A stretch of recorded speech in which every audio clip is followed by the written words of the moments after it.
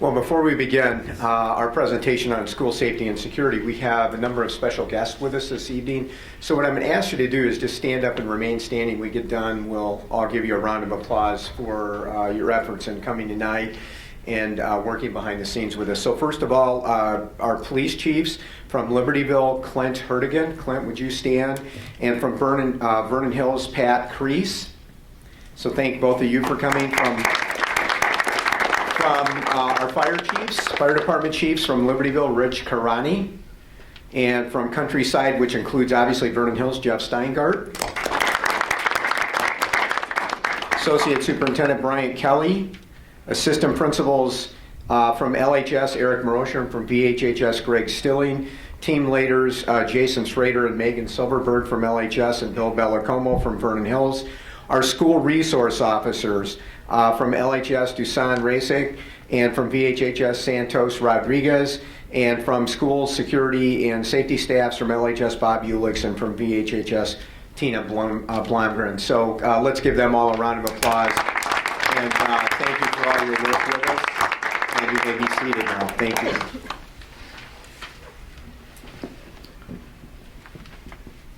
Well, good evening. My name is Dr. Prentice Lee, and I'm the superintendent at Community High School District 128. As we all now know, a little more than a week ago, another unimaginable mass shooting tragedy took place at Marjorie Stoneman Douglas High School in Parkland, Florida. LHS and VHHS principals Tom Colentus and John Gilliam, and then I, shared detailed messages with LHS and VHHS students and parents in the wake of that horrific event. As parents and students like me, you may be feeling profound sadness and/or anger about the Douglas High School shooting, but also at what data suggests is a disturbing and growing trend in public schools as multiple school shootings have occurred across the nation in recent years. That trend and the ensuing loss of lives in such mindless acts of violence are concerning and scary. Following up on information that Dr. Gilliam and Dr. Colentus shared with students, staff, and parents earlier, on behalf of the District 128 Board of Education and Administration, I want to assure you that the health, wellness, and safety of our students and staff has been and will continue to be our highest priority. As Dr. Gilliam, Dr. Colentus, and I noted, consulting with school security experts and local law enforcement, District 128 has invested several $1 million over the past few years to install state-of-the-art security upgrades at LHS, VHHS, and the District 128 office. Some of those upgrades are very visible and obvious, and others, by design, are not, and they will never be. In addition, we continue to utilize and effectively partner with our extremely knowledgeable and professional local police departments and related first responders in Libertyville and Vernon Hills in developing, assessing, and implementing school security plans, including our substantive emergency crisis drills. In addition, District 128 has long partnered with Libertyville and Vernon Hills Police Departments to share the cost of armed, highly trained, full-time police resource officers at LHS and VHHS. Also, the Lake County Rapid Response Group, which would respond in an extreme emergency shooter situation, has and continues to do live rapid response training at both LHS and VHHS. We are honored to provide the Rapid Response Group the opportunity to do live training at both schools to hone and improve their response. But also, because as a result of training in our buildings, the response group is familiar with our buildings if they would ever need to respond at LHS and VHHS. Finally, as Dr. Gilliam, Dr. Colentus, and I have shared, every school shooting situation is different. However, law enforcement continues to advise us that the best first line of defense to prevent such tragedies is for students to report anything concerning or out of the ordinary to adults, and for the adults to then process that information. As such, we encourage students and/or parents to share anything concerning or out of the ordinary with us, and we will thoroughly assess and act on the information as required. We call that see something, share something. Our commitment and approach to providing a safe school climate as the foundation of our two excellent high schools has never been more important than in the world we live in today. We have invested in and taken profound structural security measures over the past 4 years, and we continue to work closely with law enforcement to learn and then apply the knowledge that is gained to our security assessment, planning, and application at LHS, VHHS, and our district office. We will continue to work together to ensure the health, wellness, and safety of students and staff. To that end, this evening, we would like to take the opportunity to provide a holistic overview and review of our school safety and security work. For our presentation tonight, beyond my introduction and overview, we will look at building security measures, security technology, school safety and security personnel, community resources, proactive school safety and security measures, and then we will have a closing and a final review, and then we will be happy to take questions. So without further ado, I'd like to introduce Associate Superintendent Bryant Kelly. Bryant? Thanks, Dr. Lee. So again, he mentioned that we're going to talk a little bit about our building security measures, some of the technology that we've implemented in our building, look at some of the resources that we utilize with our personnel, but also with the community. So to do that, to help us, I'm going to utilize a lot of the people that were introduced just a little bit earlier, from our school resource officers to our team leaders, to our security safety personnel. So they'll get up here and talk, and we'll kind of give an overview. And at the end, our hope is if you have any questions, feel free to ask some questions. So to kind of start us off, to kind of just kind of get in the mood of the lockdown, and we have a video from D128, so we're going to start that video. Hello, my name is Deuce Rasick, and I'm a school resource officer here at Libertyville High School. Today, I'm going to show you the procedures for a school lockdown.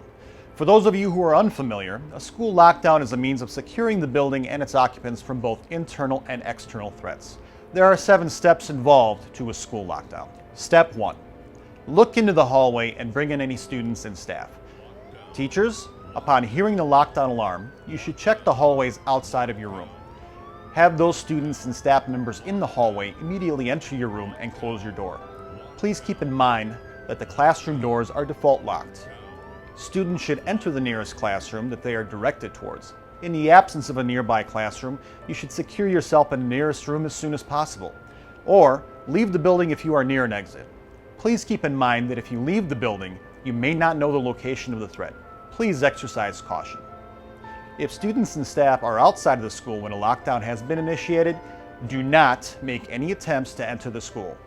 If you see the exterior lockdown strobes activated, leave the area until you've been notified by officials that the area is safe and secure for you to return. Step number 2, close the door and make sure it's secure. Please make sure that you pull the door closed. The fob-activated locks will only function for 30 seconds after a lockdown is initiated, which will provide the user a short period of time to open an already closed door with your fob. Once 30 seconds have elapsed, all fobs will be deactivated until after the conclusion of the lockdown. Step number 3, close the room's blinds. Closing the blinds prevents threats from seeing possible targets, both directly and by reducing the amount of ambient light inside the room. This also makes the room appear as if it is empty. Step number 4, turn off all lights. Like step number 3, turning off the lights reduces the chances of being seen by a potential threat. If a threat can't see you, the likelihood of harm is reduced. Step number 5, find the blind spot or safe corner of the room and away from the door. Staying away from the door and out of sight in conjunction with steps number 3 and number 4 reduces the likelihood that you will be detected by a threat. It may also reduce your chances of injury should a door be breached. Step number 6, silence cell phones and stay off cell phones. Although you may be tempted to use your cell phone, doing so may increase your risk of harm and place first responders at a disadvantage. It is important to silence your phones and stay off them. If a threat can't hear you, it can't find you. Additionally, if a large number of people use their cell phones at the same time, it can overload the cellular network and obstruct communications for first responders. Please stay off your cell phones. Step number 7, be prepared to blockade the door if needed and be prepared to fend off anyone penetrating the room. There may be a need to blockade the door. There are many ways to do this, whether it be by placing furniture such as desks and bookshelves against the door, or binding the door arm with a belt. You should use whatever objects you can to block the door as effectively as possible. In a lockdown situation where a threat is present, the police will make every effort to arrive at the scene and stop the threat as soon as possible. However, there may be a need for you to take action prior to police intervention. As a last resort, if your door is breached by a threat, you have every right to take whatever measures necessary to protect yourself. Use whatever items you have available. These items can include books, Chromebooks, staplers, etc. Protect yourself with whatever means you have at your disposal. Now that we have gone through the steps to a lockdown, let's review. Step number 1, look into the hallway and bring in any students and staff. Step number 2, close the door and make sure it's secure. Step number 3, close the room's blinds. Step number 4, turn off all lights. Step number 5, find the blind spot or safe corner of the room and stay away from the door. Step number 6, silence cell phones and stay off cell phones. Step number 7, be prepared to blockade the door if needed and be prepared to fend off anyone penetrating the room. I hope that this information was both informative and helpful. By following the proper procedures, we can greatly reduce the risk of harm should a threat arise. Now, ultimately, prevention is our greatest asset. Please notify LHS staff should you ever hear of any threats directed against the school and its occupants, even if you believe it may be a joke. If you have any additional questions, please don't hesitate to contact me. Thank you very much for your attention, and please be safe.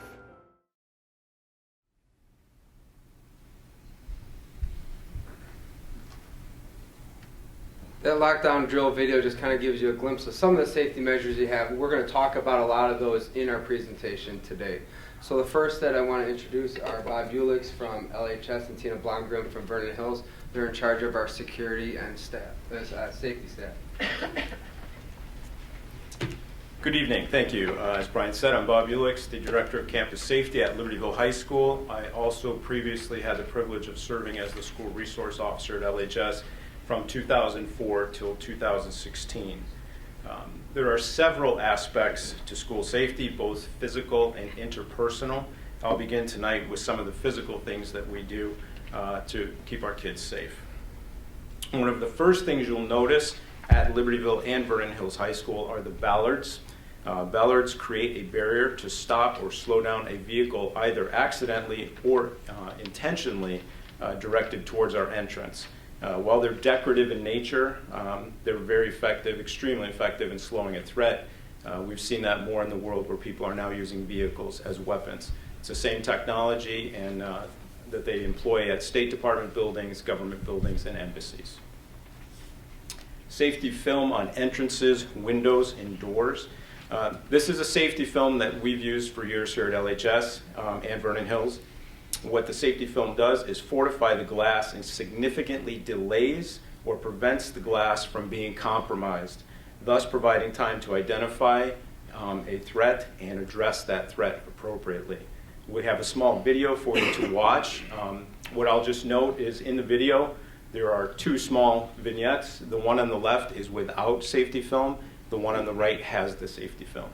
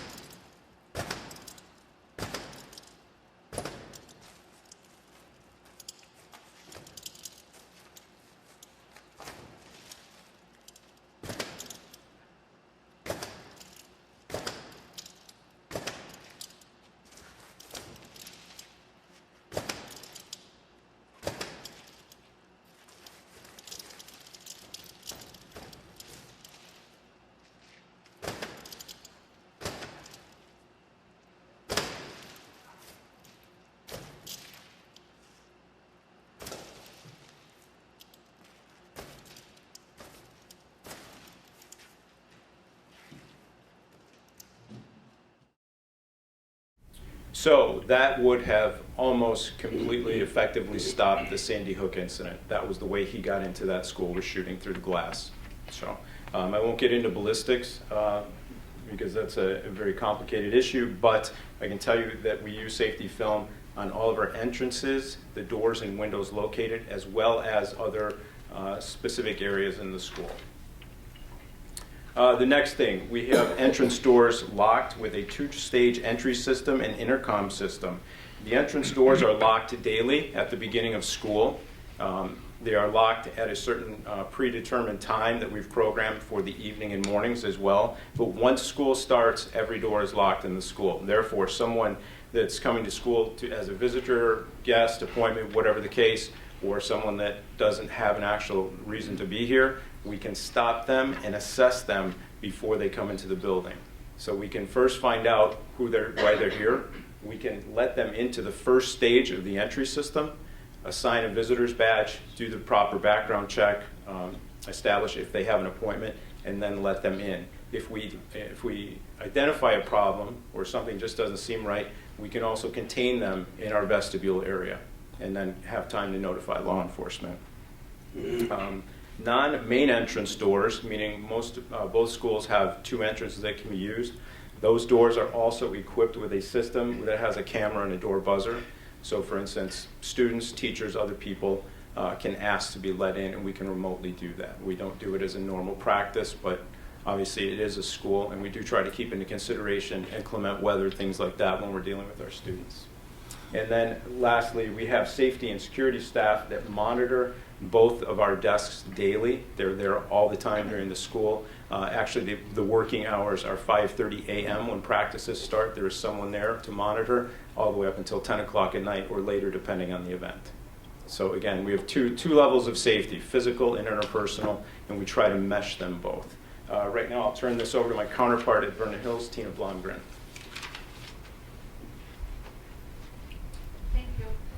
Like Bob mentioned, we have a two-stage entry system. The visitor can be checked in through our Raptor technology, which is a national sex offender database. We can also look at a local list of visitors that should not be allowed into our building that we have entered in ourselves. Some of the other features that we have at the front desk is a computer system with a real-time video feed from around the building, both inside and outside of the building. The safety and security staff, in addition, has access to radios. It gives them the ability to communicate with our school resource officer, our deans, and also our school administrators.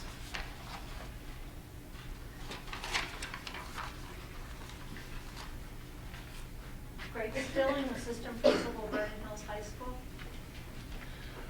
All right, thanks.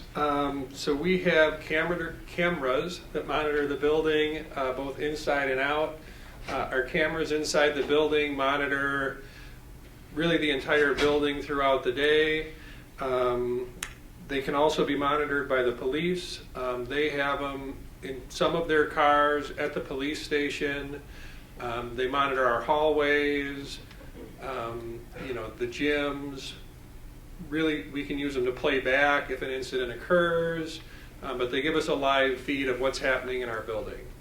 The cameras feed to the front doors, like Tina mentioned, but also into the security office, of course. And then we review the video footage every morning of anything that happened overnight to see if there's anything that was going on that we need to follow up on. We have external cameras on the outside of the campus. Some of them pan to cover all directions. Some of them are fixed on specific locations. The parking lots are certainly an area that we use the cameras quite a bit for. Our athletic fields, tennis courts, those kinds of things. These come in handy if something's going on outside the building. We might see it before it gets to us. And then we can also use it to replay. All of our cameras are recorded and kept for a period of time, so we can go back and review it to see what went on. At the exterior of the building, we have security signage, which I think does a few things. One is it's kind of a proactive measure to let people know you're on camera, so don't do anything you shouldn't do here. Also, we have the no trespassing signs. We let people know they're subject to search when they're on a school campus. So it's kind of just a heads up that, hey, you're on a school campus, act the way you're supposed to on a school campus. They would also help us if someone does violate the rules and we do need to prosecute someone. The signage is up there to allow us to do that. With that, I'll turn it over to my friend Eric Moroser. The vast majority of doors of both VHHS and LHS are equipped with fob readers. All of the offices and classrooms are equipped with emergency call buttons that can be used to contact the main office, as well as the 2 main security desks. And all school lockdown can be accessed in multiple areas of the building as well as remotely. The internal and external lockdown strobes are also tied into the building-wide PA system. When a lockdown has been initiated, several things occur. The system broadcasts the lockdown alarm siren, both inside and outside of the building, as well as the repeated automated message indicating to lock down. The lockdown strobes are activated, which serves as a visual indication of the lockdown for those areas like a band room or an auto shop where classroom volume could prevent students and staff from hearing a lockdown siren and repeated lockdown messages.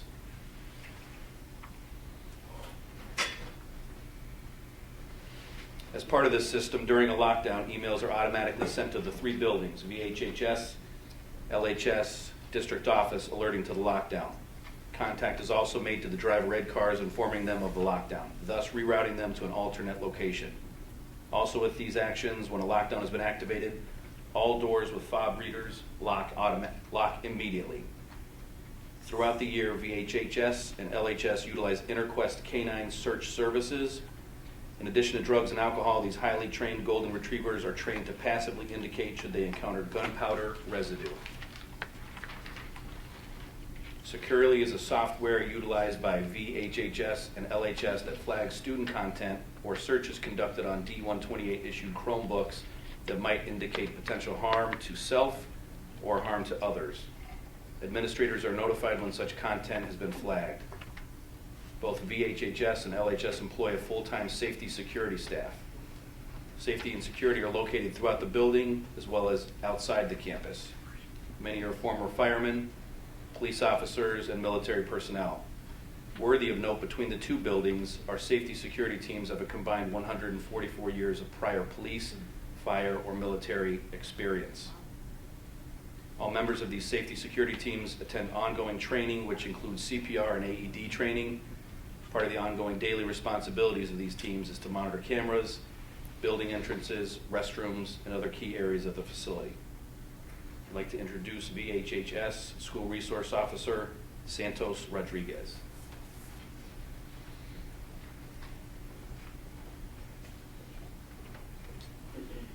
Good evening. My name is Santos Rodriguez. I'm the Vernon Hills Police Officer assigned to the high school.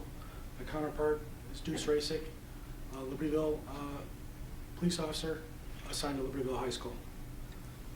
Our goal as SROs is to provide a safe learning environment, be a resource to staff, students, and parents.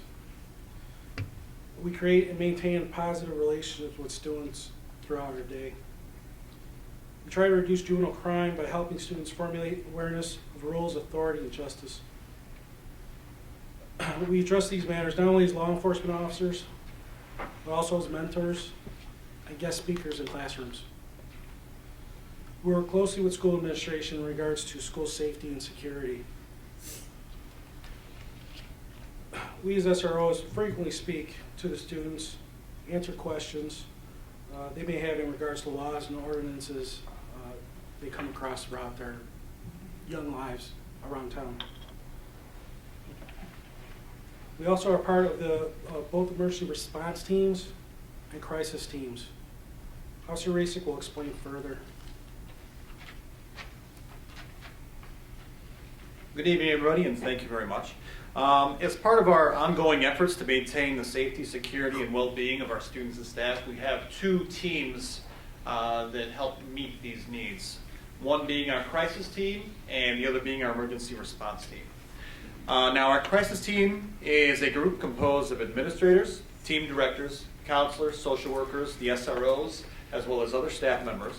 The team meets to help mitigate any significant events or radical changes, which can include bomb threats, student or staff deaths, and other major campus incidents.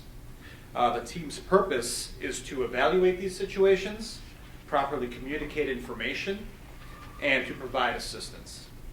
Our emergency response team is a similar group of individuals that oversees responses to emergencies such as active shooter incidents, fires, natural disasters, even power outages.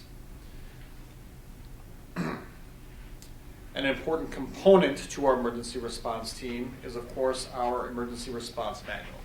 These manuals essentially list the appropriate guidelines and protocols on how each specific type of incident is to be handled. The manual is also readily available to our first responders with regards to the Libertyville Police Department as well as the Vernon Hills Police Department. Also, these manuals are also reviewed annually to see if there's anything that can be added to them. We also have what we refer to as emergency response team members who possess what we call our emergency response team kits. Contained within each kit is a student roster, bus information, as well as the manual, school maps, and other materials that will enable anyone who bears this kit to manage and operate, as well to operate the situation, as well as to account for students, staff, and resources. Finally, each school also has an emergency command center, also referred to as emergency room. These rooms is where the emergency response teams can convene and conduct their plans. Each room has standalone power, independent from the rest of the building, along with a landline phone system. With that, I'd like to turn it back over to Mr. Kelly. Yearly, as required by the Regional Office of Education, we're required to meet as a team to kind of review our safety measures. So our team will get together, much of the people that are presenting tonight, plus our fire departments from Countryside and Libertyville, plus our school nurses and a few other key personnel. So we meet yearly to kind of go over our safety review for the year. We talk about the drills that will be conducted throughout the year, from our fire drill, tornado drill, lockdown drill. Talk about the video that you saw earlier on the lockdown drill. And just a note, even though the Regional Office of Education requires one annual safety meeting, we have more meetings throughout the year, whether it's in a larger group, a smaller group, and I think those meetings are just as important. So just to meet the minimum needs isn't always the best, but we're constantly meeting as groups to try to create some of the best safety protocols and procedures that we can in our buildings. And again, that includes, looking at our lockdown protocols too outside of the building, and we've refined those over the years, from our driver's ed vehicles to how do we notify somebody that's out on a field. They may not hear things, so we do have strobe lights that are outside the buildings, and our teachers are aware of that. So we'll go through all that, and we're constantly monitoring that throughout the year and in our annual safety review. One of the things that Dr. Lee talked about was our rapid deployment training in the buildings for local law enforcement. And I think, that's one thing that's helped our local law enforcement keep up with their training, but I think it's also helped us, and maybe along the way they're giving us some pointers back about some things to look for in the building. So it's been I think a good partnership with our community and working again under the Regional Office of Education. But one of the things that really I think helps us along the way is some of the relationships that we build with our students and our staff, and that they build with each other. We talked a little bit about those two pieces. So there's the piece of the building and the technology, but there's the other piece of really working with the people in our building. So the next group I'd like to introduce, and they'll talk a little bit more about it, is our LST team leaders. So if Bill, Jason, and Megan would join us. Thank you, Mr. Kelly. My name is Jason Schrader, and my goal here is to try to paint a picture of our learning support team system, LST system, that we use not only here at Libertyville High School, but also with at Vernon Hills High School. In an effort to try to increase our communication, build relationships, make a big school seem manageable, not only for our students, but our parents and our families, and give all stakeholders a home base, we have learning support teams. Our student service department is divided up into these learning support teams. The learning support team consists of, but not only, team directors or deans. Our role is to kind of oversee the team, organize the team, but also to be a member of the team to oversee discipline and attendance. The school counselors, their area of expertise would be academic. They help build the schedules. They can add and drop classes. Parents and students can go to see them for advice on their 4-year plan. Social workers, they focus on the socio-emotional aspect of our students, and they're also a resource to our families. Educational support personnel, our ESPs, those are what we like to call our office managers of the learning support team. Those are the ones that you talk to when you call in. If you are going to call your son or daughter out for a dentist appointment, most likely you're going to talk to one of the ESPs, and they're going to help manage that. They're going to be the first ones that you see when you walk into the LST. Representative from special services are also on the team. We have our school nurse, Cam. I couldn't go without saying that. She's a vital member of the team. And the school resource officer. They're all members of this team, okay? I think the goal is to provide a one-stop shop for our students and our parents to go to with any questions as far as student services, academics, behavior, just questions in general for their students as they're here. That one-stop shop is what we want to do. The teams are divided by an alpha slice. So here at LHS, we have 3 teams, an A through F team, a Q through Z team, or excuse me, A through F, G through P is the team that I'm on, and the third is Q through Z. So students are on those teams for 4 years. If I could kind of paint a picture, and Eric Marosher, this is Eric's picture that he always says, if you look at a high school like a big wagon wheel, and all the different spokes are clubs, activities, sports, fine arts, health and safety, academics, all the different initiatives, the hub of the wheel is the learning support team that holds it all together. That's where the relationships are built. And our number one ultimate goal is that each one of our students has a connection at the schoolhouse, and that LST can provide that connection. But we're also there for teachers, for the monitors, for security, for support personnel, for coaches, for sponsors to reach out with any questions that they may have so we can help facilitate those questions. Okay. Next up is Bill Bellicomo. Thanks, Jason. In LST, we have many things in place already that we use for information about our students and to provide information to our students and to our staff. If you look up there, first thing that we use is the online bullying report. It can be accessed on both websites. If a student feels that they're being bullied or harmed by someone in the school, they can make an anonymous report, or they can put their name on it. A lot of the reports that we get are very specific. Some of the reports that we get are from someone who witnessed the bullying and they just thought it wasn't right and they reported it. Or if they hear something on a bus or anywhere in the hallway that just doesn't sound right, or if a student is in need, this is a place where our students can report it. We utilize this information, we can act promptly. The information usually right away, and we can investigate and get the student the right support that they need. Learning support team. Jason outlined all the members of the learning support team. We have weekly meetings. These meetings, we talk about different concerns. It could be academic, it could be medical, it could be social, emotional, but this provides us to meet as a team, discuss, and everybody be on the same page, and what best ways to service our kids. Okay? Students concerned, emailed by our staff. The staff is the eyes and ears out there in the hallway and in the classroom, and our staff is invested, and I feel comfortable saying that at both buildings.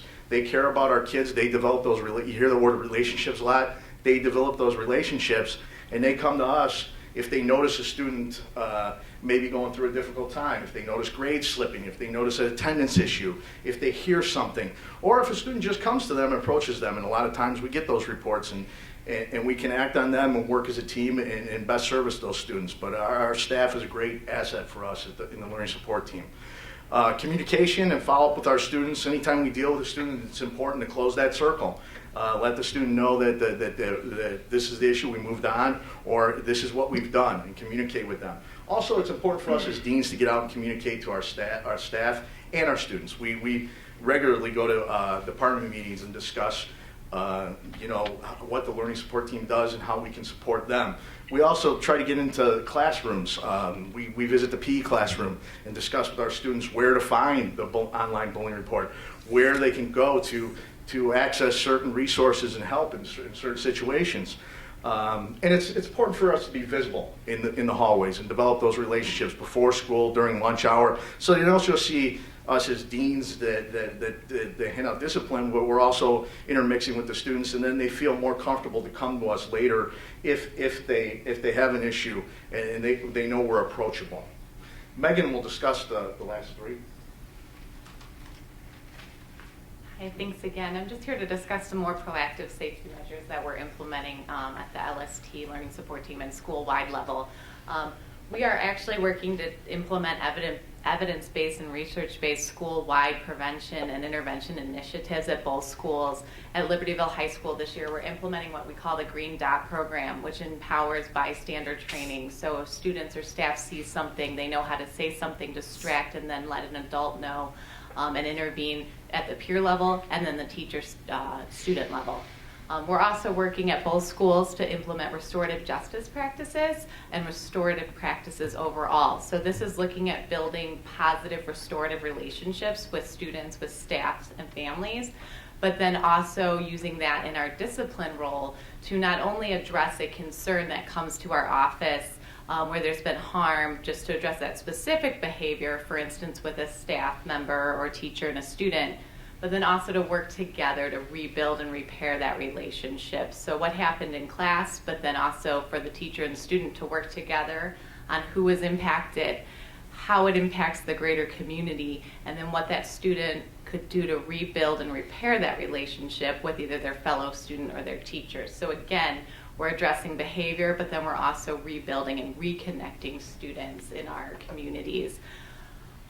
We are also a great example at Libertyville and Vernon Hills about student participation. So last school year we had over 94% of our students participate in at least one or more activities, clubs, sports. With that being said, it again creates positive, healthy connections with students, with one another, and then with coaches and staff members. Another proactive safety measure is our school's safety and security staff. Obviously there's two representatives here, but they are the first person most students see when they walk in the door. And they do know students by name. They ask about their extracurriculars. They go and supervise their extracurriculars, and they truly build a strong positive and working with us to build restorative relationships when they do have to intervene. And just to reiterate the last thing, I think our strongest, as my counterpart said, the most important proactive safety measure that we implement every day in the learning support team is building and rebuilding and reconnecting with students, with families, with one another to create strong, safe, and healthy schools every day. Again, a lot of these safety procedures and steps that we put in place would not be possible without the support of our community. From the Village of Libertyville, Village of Vernon Hills, the Countryside Fire Department, their participation in our drills throughout the year and helping us out and helping us improve and get better at the things that we have to put into place. Some of the things we do have some appreciation breakfasts for them and outreach programs for them throughout the year. And again, it's another good way to bring them into our building and get them to know our staff and know our students. And our students may be used to seeing some of them around, which is great. But a big part of it too is our community and our parents. Their partnerships in our organizations and our schools, their support really helps. Again, it's a big part of the relationships.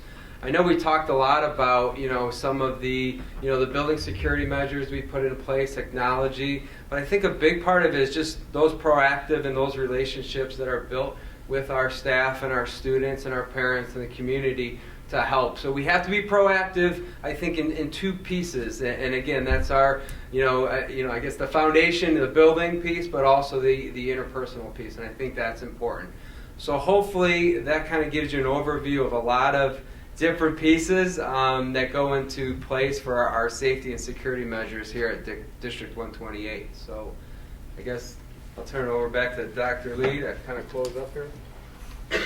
Well, just a couple of things to complete the presentation before we move to the questions. The most important thing for our parents and our communities to know is that we have a long history of building the partnerships necessary to do what we're doing now. And that's evidenced by the ladies and gentlemen who are here with us this evening, the work that our colleagues that have talked this evening are doing in the building with our students and working with parents. We are totally committed to ensuring a safe and secure learning environment for our students. The foundation of any high school, no matter where it's located, is a safe and secure learning environment.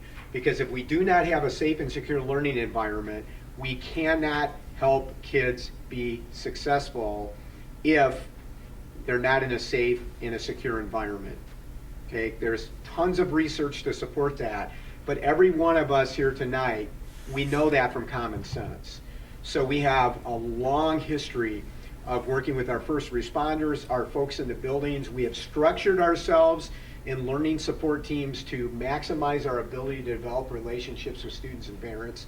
And if we go back to what I mentioned at the start tonight, as our colleagues would tell us, the number one factor is to develop relationships with students, because when we have those relationships, they'll walk up to John or Tom in the hallway or one of the deans or a teacher and say, you know what, something's amiss today. And when they do that, then we have the opportunity to intervene in the building and if necessary with our first responders. So I want to finish by thanking our Board of Education. We've got several new members on the board this year, but they have been tremendously supportive. But our boards, over a period of time, I've been in the district 13 years, whenever we've come to our board with a plan to enhance our security, our board has listened, they've asked good questions, and they've supported us. And we could evidence that by the expenditure of several $1 million over the last few years in technology. We are blessed to be in an area where we have the resources to do that, because we have colleagues in other parts of the state who cannot afford to do those kind of security upgrades. So Pat, all of you on the board, we want to thank you for your continued support of what we do here, and we're going to continue to do everything possible to make sure that our students and our staff and our parents who may be visiting the building are safe while they're in the building. So with that, I'm going to kind of ask the first question that's topical right now, if you don't mind, Pat. Okay, and we have some of our law enforcement people here with us today. So the president has recommended that teachers be armed in the buildings. Could you guys respond to that? Would you be willing to take a crack at that? Whether you think that's a good idea or not? Can you hear me okay here? Or do I need to go to the mic? Mike. I'm happy to. So let me just start by thanking Dr. Lee and the board for inviting them. I'm relatively new to the community in the Vernon Hills Police Department, but I've been very impressed with the work that the school board and the administrators at both Vernon Hills and Libertyville High School have done since I've been here. So the question is I think, a broader question. And how I like to respond to this, I've been asked this probably, I'm sure Chief Perdigan has, probably 10 times. My neighbor over the fence tonight at dinner. So at least 10 times in the last couple of days. It's very hard to discuss these things in very broad strokes. I don't want to speak for a chief of police or for a community that might have one sheriff's officer to respond, and they might be 100 square miles of a rural community. There might be a solution there for that community. So it's very hard to say yes, no, black, white on all of these. The relationships we have with our high school, with District 128, layers of security, what you've heard, relationships, very quick response of our emergency, both police and fire. Our officers are trained and equipped. It's Chief Hertigan's and I's expectation they will go in and address any threat that comes to our community. I do not see that there's a need in our community to bring additional armed civilian personnel into the community. So to answer your question, no, that's not needed here. Great. Clint, you want to add anything to that, or is that good?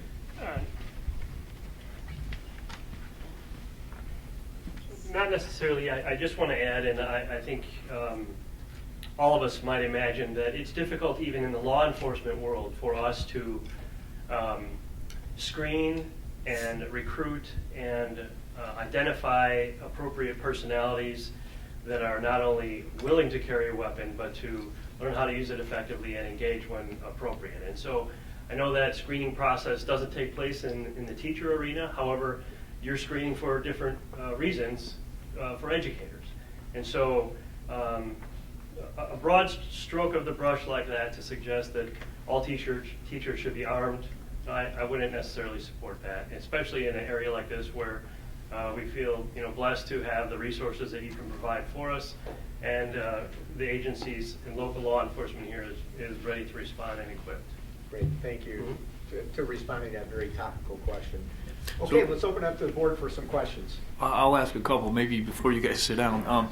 The first one I'm going to ask, I'm not expecting an answer tonight because we'll probably be here till tomorrow, but I would like, on behalf of the board, to really make a commitment that says we'd always like to know what else we need to do.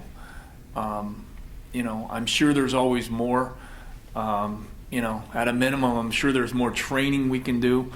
But I'd really like to continue that dialogue. A lot of times when I work with teams at work, I tell the team, it's not the team's decision to say no.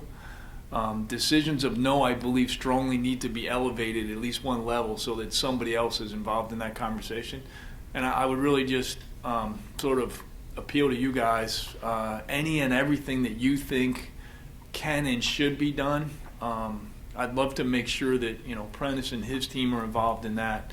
And that somehow we're informed of it, because the thing that keeps me up at night with all the great stuff that we're doing, and I do believe it's great, I keep scratching my head saying, what are we missing? What else can we do? I know nothing's perfect, but I think this is one topic that we got to continue to push the envelope and just keep asking that question. Because the other thing I worry a lot about is complacency. Most of us probably walk around thinking not in Vernon Hills, not in Libertyville. But it only takes one afternoon to change that for life. So I really want to challenge us to never be complacent. I think we've got some good technology, but if you still leave the door open, someone's going to get in. So I want to make sure we're vigilant.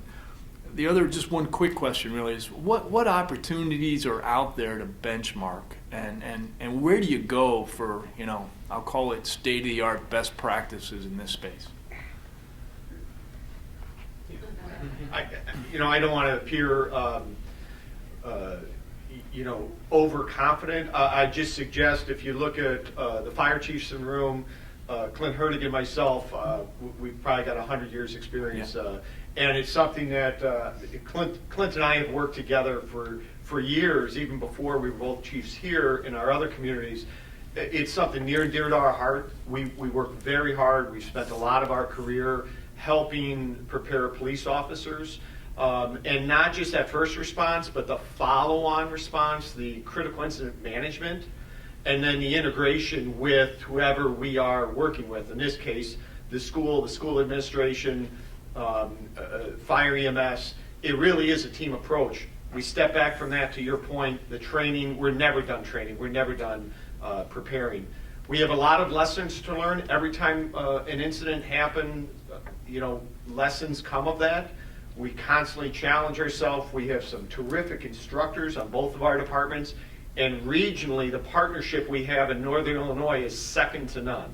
There's no one in law enforcement that is blessed like we are in Northern Illinois with the cooperatives we have to make sure that it's not just your Libertyville police officers, your Vernon Hills police officers.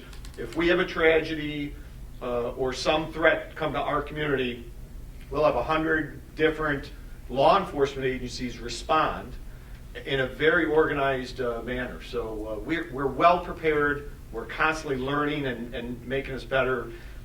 But I don't think you can look at somewhere in the country and say we're striving to be like them. We truly are prepared and cutting edge. Chief? Yeah, I just want to congratulate you on the commitment of resources here in District 128, not only in personnel and staff and teams that you're building, but the equipment that you're providing, the technology that you're providing. You are setting the example for others to follow. So when you're saying we want to guard against complacency, we all do. And we are meeting with your respective school staffs on a regular and routine basis to have discussion and open dialogue about best practices that are being identified elsewhere throughout the nation, and in some cases throughout the world. So we're not afraid to put anything on the table, but we think, and we're always learning. There's always room for improvement. We're not afraid of that. I don't want to represent ourselves as arrogant about what's happening here or taking place in our communities, but you are setting the standard and an example for others to follow. Okay, great. If I could, Doctor, I mentioned that I'm relatively new. I'm sure your principals at Vernon Hill maybe were a little taken aback on the first drill when I asked them to invite some of my colleagues from outside of the area to come see the lockdown and see the technology and some of the physical improvements we've made on campus here at Libertyville and Vernon Hills. They truly are state of the art, and I was proud to show it off to other first responders. That's great. All right, anybody else? I have a question. Thank you all, first of all, for all you're doing and have done and are continuing to do. As I sit here, it's come to me that, boy, we certainly seem like we have a lot focused on the school day. But I was just thinking, what about now? Like, what kinds of things are in place for all the things that go on, board meetings and school, kids are, both these buildings are used constantly for many school activities as well as community activities. And I'm sure there are things in place. It occurred to me as we were all sitting here in this room, what about as we move into the time that isn't the school day? And is that something we should be working toward, or I'm sure there already are things. Not as defined, but we have the same tools, in place, but not in the numbers that we do. I mean, like the doors are, like tonight, anybody can walk in and presumably, I don't know. In the back door, but we do have somebody monitoring the cameras. When people come in. Even though they're not sitting there. Yeah, so the cameras are always monitored. And do you ever? The cameras are always monitored. They can be monitored, from a different location. At different locations. Gotcha. They can be monitored from phones and computers, from other people at school. And we constantly are looking at our procedures in place, whether it's big events, whether it's big fine arts events, athletic events.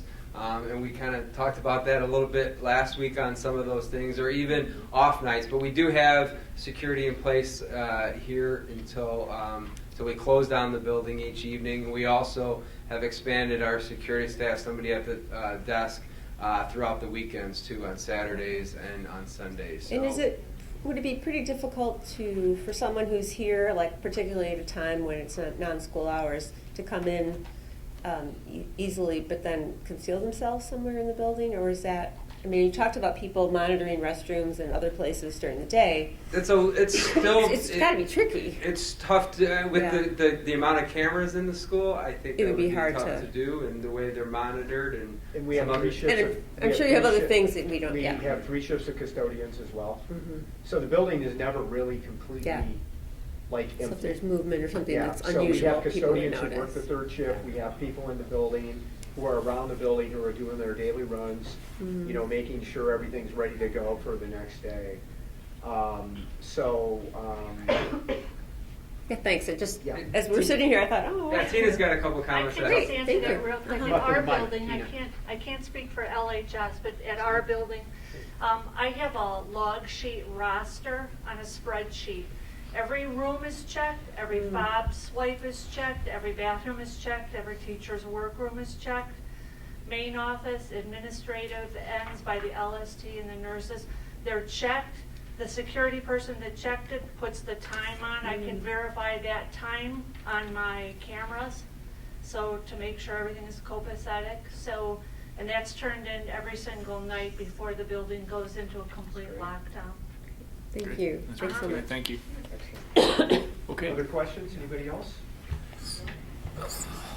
First off, I want to begin by thanking everyone who came and participated in this. I think the size of this team here speaks volumes to what is going on in terms of a holistic approach to this issue.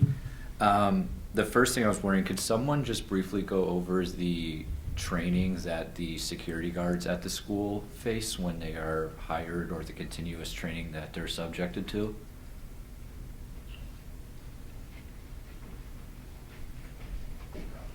Again, Bob Ulix from Libertyville. I can speak for my staff. I have 3 retired deputy police chiefs that work for me, so we've been doing this a long time, as well as I have. When we developed a lot of this, what we try to do is anytime there's a lot of classes that are offered, if there's a seminar at CLC, we'll try to send people there. But every Wednesday, we try to sit down and meet, and we'll do in-house training. We try to use our experience that we have. And everybody is very versed at the procedures, and I think that's one of the things we focus on. So we're always looking for new training opportunities. The district's always been very generous if someone applies to go to a training session, but a lot of it is done in-house on how to use our systems and report anything, the main thing. Thank you. And then second, could maybe one of the LST staffs, could you walk me, say a student tonight submits a bullying issue, how does that process unfold moving forward? I'll do the first part and then I'll turn it over to Jason. So if somebody submits something online, you can access it from either of the websites, and it automatically sends emails to key personnel. And I'm one of those key people that get an email that it's been submitted, and the other people will get notification that it's been submitted. But I'll also follow up to whether it's at Libertyville or Vernon Hills, and follow up with those people immediately, whether it's Greg Stilling or John Gilliam at the buildings at Vernon Hills, or Eric or Tom here at Libertyville. So even though I know they may be getting some of those notifications, I'll still follow up them right away on that. And then once we get those, then the LST maybe will be working alongside. Yeah, if we do receive a report, it's shared through us. We have it. We sit down and we meet as a team and go through the report to kind of collect information. What's this about? What's it look like? Who's the student involved? Because just like we were saying, our LSTs, the learning support teams, are divided up by alpha slice. So maybe I have a student that's involved along with Megan, so her and I will work through the situation together.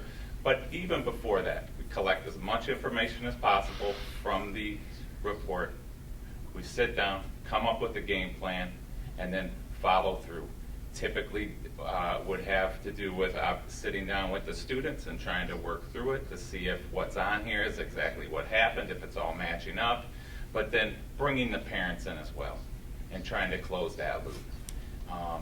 And as you could imagine, it could be anything that you receive a report on. It could be something that you could bring the SRO in. Maybe we think there's a crime there. Maybe it's not that level at all. Maybe it's two friends who aren't getting along at lunch. So collect the information, sent out as a team, come up with a game plan, and then follow through with that game plan. Working through with the students, working through with the parents, working through with whoever is involved, and trying to just fix and repair that situation so we can move forward. Does that help answer the question? Yeah, thank you very much. Okay. Just to extend that one step further, and several people have touched on this tonight, but Mac, to take your question a little further. Let's say we get a bullying harassment report that actually says, I overheard a student, or I saw a social media report tonight that somebody was going to do something bad to the school. Okay, so immediately Brian would start getting a hold of folks. He would contact me. We would start contacting people at whatever building it was involved in. And then at some level, we're going to be working with our first responders to do a threat assessment. Okay, and that's really important because they have significant experience in terms of doing that. So we're going to lean heavily on their work with us in terms of assessing that threat to see what the information is and running out any appropriate ground balls. A good example of that just happened at Mundelein High School next door. Okay, and the first responders did a great job with the school. I think they have found the individuals that were responsible, and they will be held accountable for that. There probably wasn't really a threat, but you cannot make those kind of threats. But that would be an example of a follow-through. But our work with the first responders on a threat at that level, okay, is going to be right from the beginning, and it's going to be leaning on their expertise heavily along with the relationships we have and knowledge of our students, and putting that, as Jason said, putting that information together, collecting that information, and working with them side by side until we bring that to some resolution. And that's a really key component. That threat assessment piece is a very important component of that process. That help? Yeah, thank you. Okay. Okay, any other questions? Okay, how about we give you guys Thank you, guys.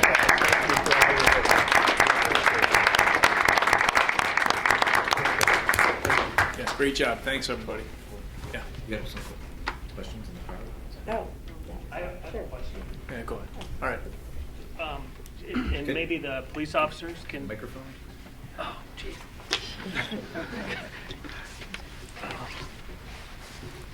it's for the people who watch it on video. That way they can hear your question. Okay. Thank you for arranging all of this. My name is Jim Connell, and my question maybe is for the police officers.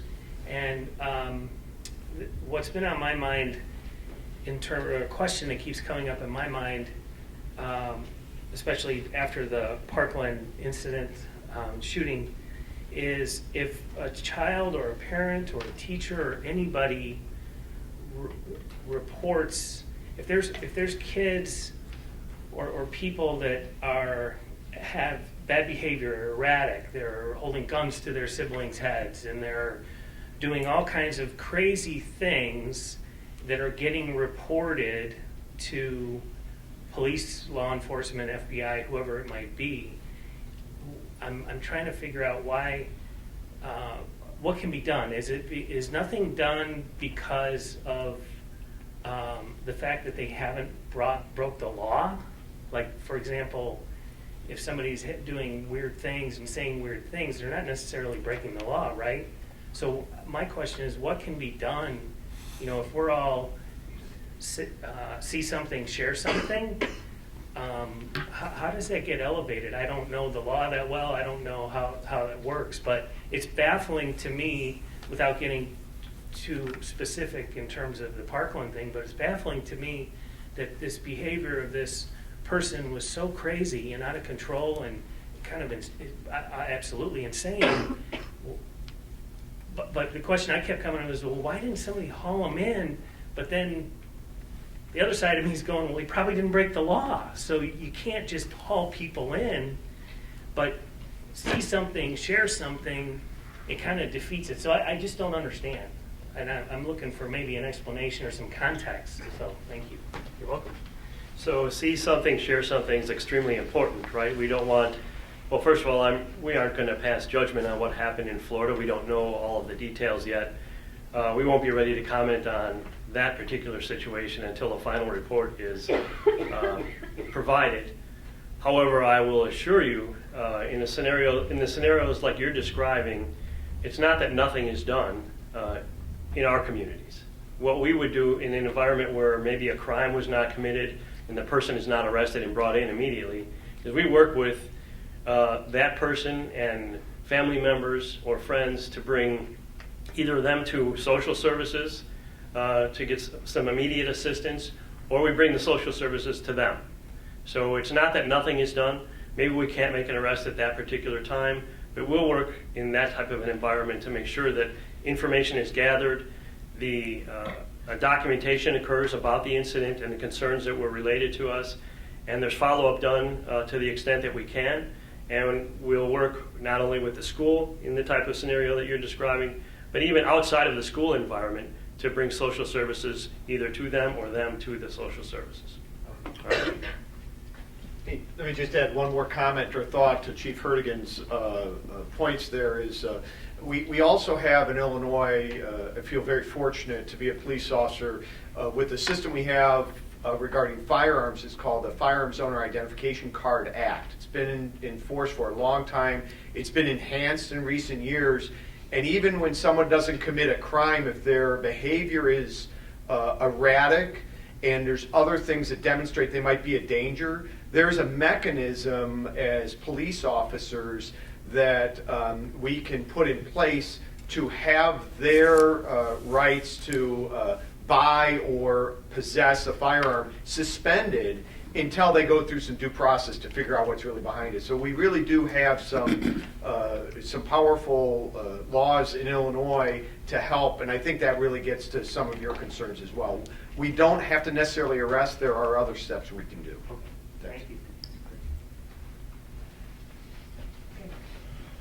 Okay. Thanks again, everyone. We really appreciate it. Oh.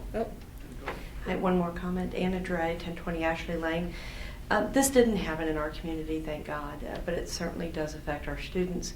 As a parent, I'm deeply grateful to see all the resources that are being used. I also want to give specific thanks to LHS. Our students are affected and they're trying to process this, and a part of this process they have very important voices, and I'm just really grateful that you guys are giving those students a safe opportunity during some upcoming events to be able to voice their opinions and to be moved to action. You know, the greatest predictor of future behavior is current behavior, and you're turning them into good citizens by giving them that opportunity. Thank you so much.